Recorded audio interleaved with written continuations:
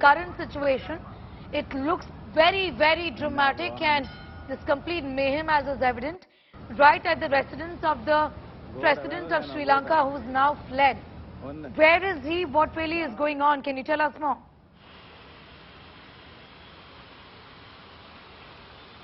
Well, Sneha, what we are seeing in Sri Lanka currently is a very dramatic situation. It's a pile-up of anger that we have seen for the last 92 days. We've been seeing that people have been assembling in Golfos, which is one of the main stretches, beach side of Sri Lanka's Colombo. And this is where all the senior officials' offices are. And outside Gotabaya Rajapaksa's office, we had been seeing for 92 plus days, people had been protesting. They had been demanding for Gotabaya to resign. But that demand was not kept with. A solution for the economic crisis was sought for. That again was not given to them. And that piled up anger is what we are seeing today, witnessing in Sri Lanka, where thousands of people have thronged, Colfays and have, got into the presidential office and also into the president's residence, which is Janadipati Mawata, which is the official residence. And both the places we're seeing hundreds of people gathering in. We even saw pictures which are coming out from there where people have been jumping into the pools of the official residence. And all this is because of the anger that they have towards the Rajapaksa family. They have been very clear that the economic crisis and the current situation that the country is in is because of the Rajapaksa family is what is the public perception, and that is the reason for the outrage that we're seeing there. As far as information that we're getting from the island nation is concerned, we've been told that Gotabaya Rajapaksa has fled from the place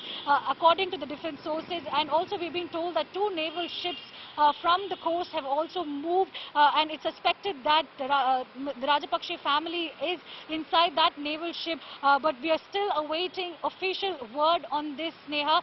But what we can see at the moment is that situation is getting intense. The Prime Minister, who's Ranil Wickremesinghe, he was appointed by Gotabaya Rajapaksa after Mahinda Rajapaksa, who was the brother of Gotabaya, had resigned. At that point of time, Ranil Wickremesinghe had started conversations with multiple foreign organizations to find a solution for the economic crisis. World Bank, IMF, even countries, neighboring countries like India was also approached to give a helping hand for creating a solution for the current economic crisis. But what we have seen is that multiple efforts taken, but no solution has been brought about. And today, Ranil Wickremesinghe has called for an emergency senior leadership meeting. Be with us. He's also I'll just come back to you for more on that. Continue to be with us. I'm bringing in Shashi Dhanatunge, former bureaucrat. Thank you so much for your time.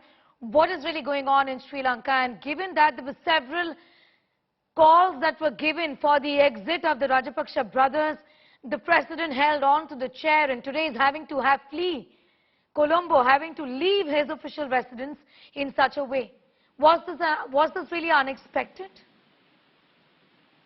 Yes, actually, it's something which was on the menu from the time the economic crisis began. The social crisis was on the menu, and so here is a situation where the final curry has been delivered to the table. Because if you really look at, we had the 9th of May, the Prime Minister was basically asked to or forced to leave the office, and then on the 9th of June, exactly a month after, we had the other brother of the Rajapaksa family, who was the Minister of Finance, had to basically resign from the Parliament. And then came the 3rd month, which is the 9th July.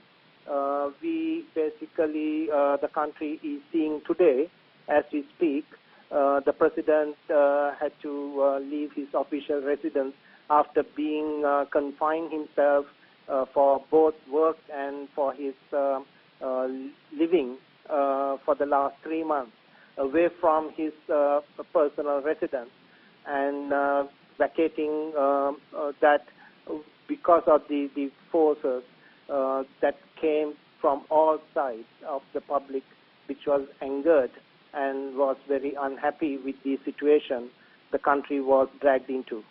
You know what I want to ask you, and this would be a rather simplistic way of looking at things, but do give us an idea. The popular sentiment really is against the Rajapaksas. And like I said at the outset, Mahinda Rajapaksa had to go. The president is having to also flee, literally flee his residence as we've seen today. But does this mean that this gives peace and recovery a chance, given that the people are now largely upset with dynastic politics in Sri Lanka? And this is something that gives them hope.